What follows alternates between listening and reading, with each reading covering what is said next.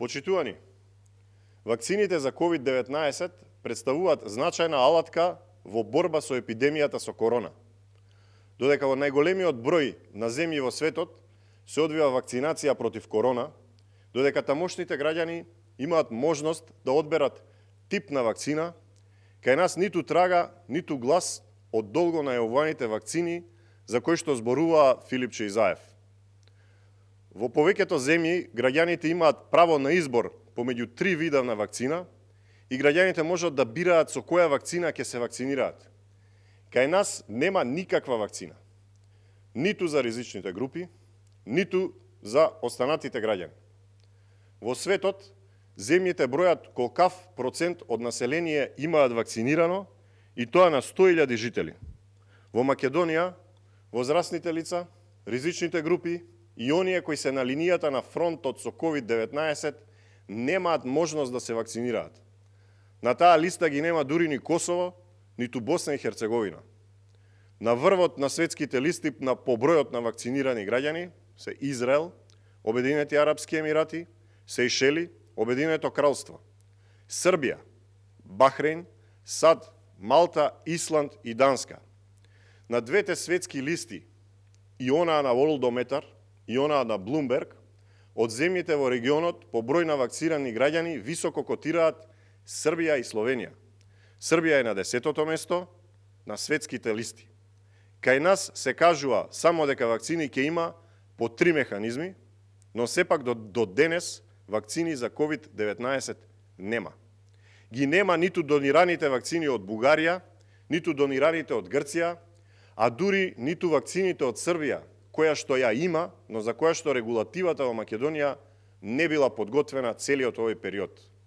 2 месеци зборуваат дека обезбедиле вакцини преку ковакс механизмот, а не брифираат дека преку ковакс механизмот се снабдуваат со вакцини земјите од третиот свет.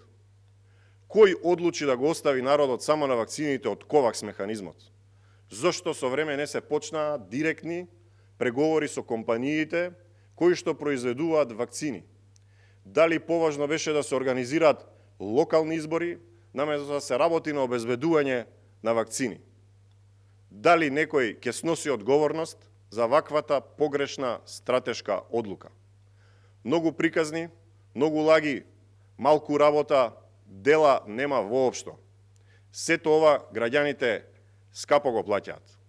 Незаинтересираноста, неспособноста и неработливоста на владата на Зоран Заев се плаќа со животи по граѓаните.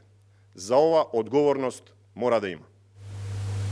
Господине Николов, едно прашање од вашата тема која што пристигна до председна на ДПМН е ваш коментар во однос на протестот на вашите колеги здравствени работници од градската општа болница 8 септември. Видете, за колегите кои што се на првата линија и кои што секојдневно се соочуваат со заболени од COVID-19, давам апсолутна и целосна поддршка.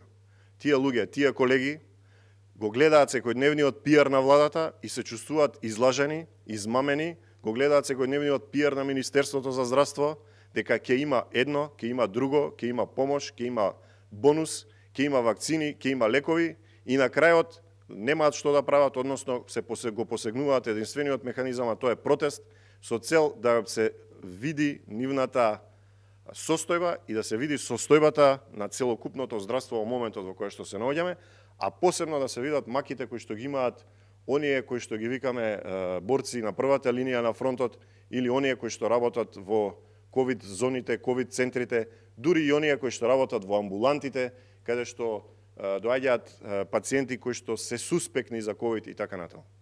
Цела година им беше ветувано дека ќе бидат вклучени во групата на персонал кој што прима инфективен ризик. Цела година им беше ветувано дека ќе им бидат подобрени условите на работа, за да на крајот се соочат единствено со гол пиар, кој што секојдневно го гледаат и кој што секојдневно ги иритира.